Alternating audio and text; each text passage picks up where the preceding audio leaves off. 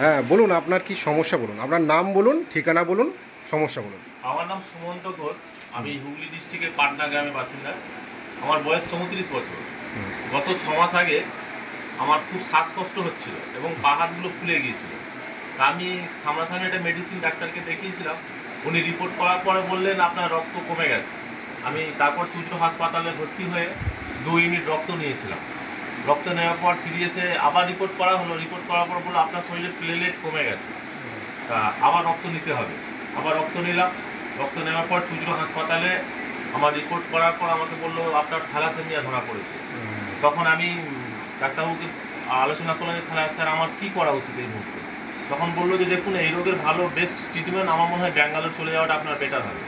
তো তখন আমি দেরি না করে রাতারাতির মধ্যে প্লেনে করে আমি ব্যাঙ্গালোর চলে যাই। ব্যাঙ্গালোর গিয়ে পালস বলে একটা হাসপাতাল, ডক্টর মহেশ সিরাজ নামক একজন মানে হিমোটোলজি ডিপার্টমেন্টের বেস্ট ডাক্তার, ওনার সঙ্গে আমি আলোচনা করলাম। উনি আমায় দেখলেন। দেখার পরে প্রথম দিনই আমায় রিপোর্টে বললেন যে আমার অ্যাপ্লাস্টিক অ্যানিমিয়া হয়েছে।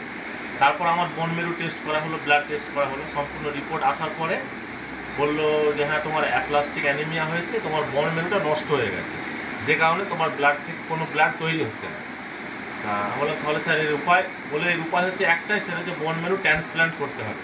কিন্তু তার জন্য খরচা অনেক টাকা, যেটা আমার পক্ষে সম্ভব হয়ে ওঠেনি। তাই কিছু দিনের ওষুধ, ওই 8 সপ্তাহের ওষুধ আমাকে দেওয়া হয়েছিল। সেই ওষুধগুলো নিয়ে প্রায় 3.5 লক্ষ টাকার ওষুধ, আমি 3.5 লক্ষ টাকার ওষুধ, হ্যাঁ, রিবোলেট 50 বলে একটা ওষুধ, ওই ওষুধটা খুবই দামি। ওই ওষুধ কিনে আমি 3.5 লক্ষ টাকার ওষুধ কিনে ব্যাঙ্গালোর থেকে বাড়ি চলে আসি। এসে 8 সপ্তাহ ওষুধগুলো খেয়ে শেষ করেছি, করে কোনো শরীরে ইমপ্রুভ দেখতে পারিনি। তবে প্লেটলেটটা খানিকটা বেড়েছিল। বাড়ার পর এখন আস্তে আস্তে আবার প্লেটলেট কমে গেছে। তা আমার আর্থিক অবস্থা খারাপ হওয়ার কারণে আমি সরকারি এনআরএসে আবার দেখাচ্ছি, কলকাতা এনআরএসে দেখাচ্ছি। ওখানে আজ 2 মাস ধরে দেখাচ্ছি। ওনারা সব রিপোর্ট আমার করতে দিয়েছে। লাস্ট রিপোর্ট আসার ডেট আছে আগামী 16ই অক্টোবর। বোন মেরু রিপোর্ট, বায়োপসি রিপোর্টগুলো সব আসবে। তা কোনো শরীরে কোনো ইমপ্রুভ আমি দেখতে পারিনি বলে আমি ডক্টর রাজেন অধিকারী, রাজেন রাজেন অধিকারী, রাজেন অধিকারী নিউরোথেরাপি। থেরাপি বাবুর সাথে আমার দেখা হলো। আমি ওনার কাছে আজকে এসেছি। দেখি উনি যদি আমার কোনো রকমভাবে হেল্প করতে পারেন। তো আপনার মানে এত জায়গায় যে দেখিয়েছেন, হ্যাঁ, আপনার মানে এখনো পর্যন্ত খরচা মোটামুটি কত? এখনো পর্যন্ত আমি খরচা মোটামুটি 9.5 লাখ টাকার মতো আমার খরচা হয়ে গেছে। মানে এই 9.5 লাখ টাকা খরচা হওয়ার পরেও আপনাকে কেউ বলেছে যে এটা ঠিক হয়ে যাবে? মানে ঠিক হয়ে যাবার পরিভাষা সেটা হচ্ছে অপারেশন করা, হ্যাঁ, আমাকে একটাই কথা বলেছে যে বোন ম্যারো ট্রান্সপ্লান্ট ট্রান্সপ্লান্ট করতে হবে। সেটার খরচা কত বলেছে? সেটার খরচা 20 লক্ষ টাকা ট্রান্সপ্লান্ট করতে নেবে। তারপর 1 বছর মেডিসিন চলবে, তাতেও 10 লাখ টাকা খরচা। টোটাল 30 লাখ টাকার প্যাকেজ আছে। তাতে করে কি সম্পূর্ণ ঠিক হয়ে যাবার মানে 80% চান্স দিয়েছে আমায়। 80%? 80% দিয়েছে বলি আমি অতটা সাহস পাইনি যে এত টাকা মানে 100% নয় ওনারা 100% ওনারা দেননি। যে ট্রান্সপ্লান্ট করলেও যে ঠিক হয়ে যাবে? 100% দেননি। সেই কারণে আমি আর এগোতে সাহস পাইনি। সেই কারণে আমি বাস্তবটাকে মেনে নিয়েছি যে পরিস্থিতি কতদূর নিয়ে যায় সেটাই দেখা যাবে। আমার মতো মানুষের পক্ষে আসা ভেবেছি আর কি।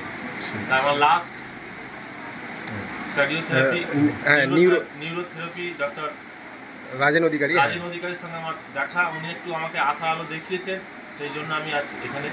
ঠিক আছে, তো আপনার আমি রিপোর্টগুলো দেখে আজকে দেখি আপনাকে কি করা যায়। তো অবশ্যই নিউরোথেরাপির কাছে আসার আলো তো আছে, তো সবই হরির কৃপা। তারপরে হ্যাঁ, তো দেখে আমি আপনাকে ট্রিটমেন্ট করব। ঠিক আছে? Thank you so much. হ্যাঁ, সুমন্তবাবু আপনার একদম হিস্ট্রিটা বলুন যে আপনার কি কি শরীরে, যখন আপনার ধরা পড়লো শরীরে কি কি অসুবিধা হচ্ছিল, আর এখন প্রেজেন্ট মোমেন্টে কি কি অসুবিধা হচ্ছে একটু বলুন। আমার যখন এই অসুখটা ধরা পড়ে তখন এই পা হাতগুলো ফুলেছিল আর আমি প্রচুর হাঁপিয়ে যেতাম। শ্বাস নিতে খুব কষ্ট হতো, আমি হাঁটতে চলতে ভালোভাবে পারতাম না। তাই 6 মাস ওষুধ খাওয়ার পর হাঁটা চলা ক্ষমতাটা, আমি তো এখন খাটাখাটনি কিছুই করি না, বাড়ি থেকে বেরোই না, কিন্তু ওই হাঁটতে গেলে শ্বাসকষ্টটা আমার এখন অবধি হচ্ছে। আমি জোরে কথা বলতে পারি না, আর সিঁড়িতে ওঠানামা করলে পরে হাঁপিয়ে যায়।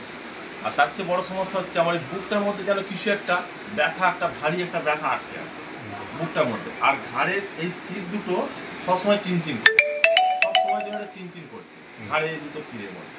তা আমি ডাক্তারবাবুকে বলেছিলাম যে ঘাড়ের সিটগুলো কেন চিনচিন করে, তার জন্য আমাকে এমআরআই করিয়েছিল। এমআরআই রিপোর্ট পরিষ্কার এসেছিল। আসার পর ডাক্তারবাবু বললো দেখুন এটা সম্ভবত প্লেটলেট না থাকার জন্যে বা ডাব্লিউবিসিটা না থাকার জন্য এটা হচ্ছে। তো ঠিক আছে, চিন্তা নেই, ঠিক হয়ে যাবে, কিন্তু এখন অবধি আমার ঠিক হয়নি। আমার এই সমস্যাগুলো রয়েই গেছে, শ্বাস নিতে কষ্ট, হ্যাঁ, রোদে আমি বেরোতে পারি না, আর এই ঘাড়ের সিলগুলো যে ব্যথা, এগুলো। খাবার আপনার হজম হয় না? সবচেয়ে বড় সমস্যা হচ্ছে আমার খাবার হজম হচ্ছে না। আমি বাড়িতে আলাদা করে খাবার খাই, মানে আলাদা ঝোল রান্না খাবার খাই, হ্যাঁ, বাড়ির সবার গ্যাস অ্যাসিডিটি আছে? গ্যাস অ্যাসিডিটি প্রচুর। ঘুম হয় ঠিকঠাক? ঘুম হয়? হ্যাঁ, ঘুমটা ঠিকঠাকই হয়, ঘুম হয় ঠিকঠাক। আপনার পটি ক্লিয়ার হয় না, পটিটা ঠিক ক্লিয়ার হয় না। কনস্টিপেশন আছে? হ্যাঁ, সকালে আমি পটি করার জন্য খুব আমাকে সময় দিতে হয়, মানে অনেক জল টল খেয়ে অনেক কিছু করে হয়তো তখন একটু পটি পেলো কিনা, এরকম। পেটটা আমার ঠিক ক্লিয়ার হয়। তাহলে প্রেজেন্ট মোমেন্টে আপনার কি অসুবিধা এখন আছে, যে আপনার শ্বাস নিতে মানে এখন ব্রিদিং শ্বাস নিতে খুব কষ্ট হচ্ছে, ব্রিদিং প্রবলেম আছে? হ্যাঁ, আর ওই পেটের সমস্যা, পেট মানে খাবার হজম হচ্ছে না, পায়খানা পরিষ্কার ঠিক হচ্ছে না, আর এই ঘাড়ের এই শিরাগুলো চিনচিন করছে। আচ্ছা, এগুলো এখন আমার সমস্যা বর্তমানে। তার মানে আপনি এখনো পর্যন্ত সমস্ত রকমই ওষুধ খেয়ে নিয়েছেন? হ্যাঁ, অনুরোধ পেয়েছি। মানে ভেলোরে গেছেন, হ্যাঁ, ব্যাঙ্গালোর গিয়েছি। ওখান থেকে ফেরত এসেছেন, এবং এখন কোথায় দেখাচ্ছেন? কলকাতায়? এখন আমি কলকাতা এনআরএসে দেখাচ্ছি, দেখাচ্ছেন? ওনারা সব রিপোর্ট করতে দিয়েছেন, আর সব রিপোর্ট এখনো আসেনি। সম্ভবত 16 অক্টোবর এসে যাবে রিপোর্টগুলো, এসে গেলে এবার ওনারা যা ভালো বুঝবেন। আমাকে ডাক্তারবাবু আপাতত সাজেশন দিয়েছে যে এই রোগগুলো মানে ট্রান্সপ্লান্ট করাটা সবচেয়ে প্লাস পয়েন্ট, আর তা না হলে ওই ব্লাড নেওয়া 25-28 দিন অন্তর ব্লাড নিতে হবে, আর মেডিসিন ট্রান্সফিউশন, খেতে হবে। Blood transfusion. হ্যাঁ, এইভাবেই থাকতে হবে। বেশিরভাগ পেশেন্টকে এইভাবেই ওরা সাজেশন দিচ্ছে, আচ্ছা, কিন্তু ওটা আমি ঠিক মেনে নিতে পারছি না। আমার ওই চিকিৎসাটা পছন্দ নয়, কারণ একটা ওই মাসে মাসে ব্লাড নিতে যাওয়া আর এই প্রতিদিন মেডিসিন খাওয়া, এইভাবে বেঁচে থাকাটা আমার ঠিক পছন্দ নয়।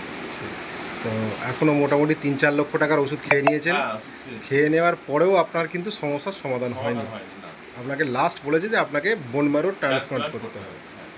ঠিক আছে, আজকে আমি রাজেন অধিকারী, নিউরোথেরাপিস্ট, দেখি আপনাকে কি করা যায়।